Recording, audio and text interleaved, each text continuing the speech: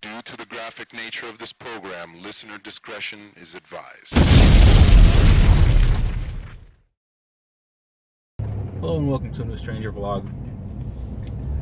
And for those people who listen to the show, listen to the podcast, Two Strangers, One Podcast, we even had an episode by this name.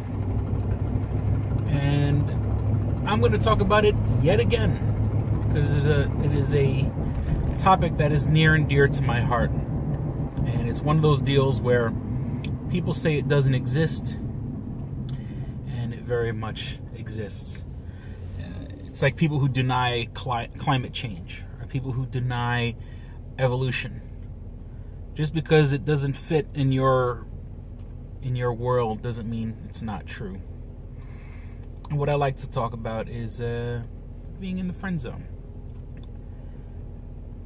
Now, I could easily sit here, and in a second I'm going to bash women.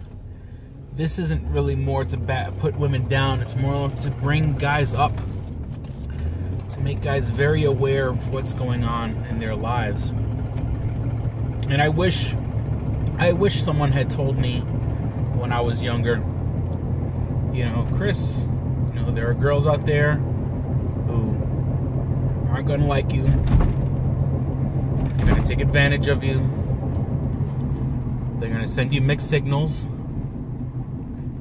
And, you're going to be played for like a fool. Now, that should be said about anything. I'm a father now, and I have to teach my daughter that, people are going to try to take advantage of her, whether it be sexually or, if she has a new toy and kids are going to want to play with it. It's a horrible, cynical way to think, but, you have to teach your children, hey, there are going to be people out there who are going to pretend to be your friend and will say everything that you want to hear to get something out of you. And that's what it's like to be in the friend zone. People don't seem to understand that. I remember there was a meme on my Facebook page. It said, it was Morpheus of the Matrix saying, what if I told you that, the friend zone is a lie, and just putting kindness coins into a woman doesn't mean sex pops out. And I said, you know what? You're right. You're right. You can't expect, just because you're nice to someone, that they're going to have sex with you. And that being said, maybe people should be careful on who they're nice to. Because if you're friends with a single guy, and he goes way out of his way to do things for you that he doesn't do for any of his friends. As a single guy, when I was younger and less world-wise and a lot more desperate for attention and for any kind of approval from a woman, I was used as a chauffeur. I was used as an ATM machine. I was used as a tech support, computer guy. Oh, come here and set up my computer. Could you set up my stereo? Could you set up my TV? Oh, I'm moving next week. You think you can help me move some boxes up and downstairs? Or if we went out, it takes a certain mentality to go out with somebody, to go out, and not have any money. To just naturally assume that the person is going to pay for everything. And don't get me wrong, I do have male friends who they've been down on their luck with some cash, and I say, hey, don't worry about it. I got it. We're going to go out. We're going to have a good time. Because there are people whose company I want to be around. So ladies, you should ask yourself, does this guy want to be around me for my company? Or does he want to be around me because he wants to have sex? Now, if you're friends with a guy that already has a girlfriend, a steady girlfriend, and he continues to hang out with you, boom, that's a friend. If you have a guy that, even if he's like a player, some guys are just players, and he's got his nut, and he still wants to hang out with you afterwards, that's a friend.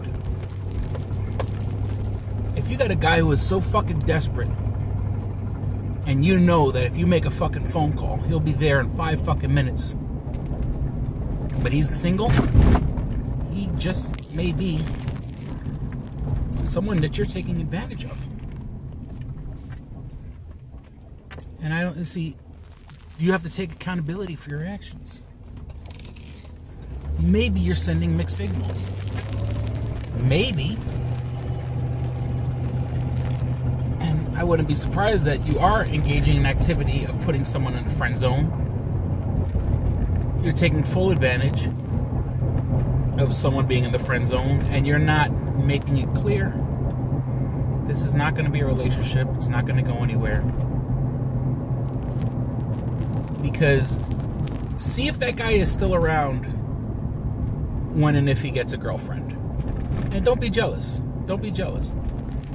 Because if you're like that, if you have a friend that comes and takes care of you multiple times, and what do you give in return? Is your company that fucking wonderful and special that someone's sticking around just because you're that great of a fucking person to be around? One, you obviously have a very high opinion of yourself. And two, that means you're a fucking mooch. You're a mooch. A mooch is a person who never has money. It always seems to want to go out. You know, a mooch is someone who will take and take and take and have no intention of giving.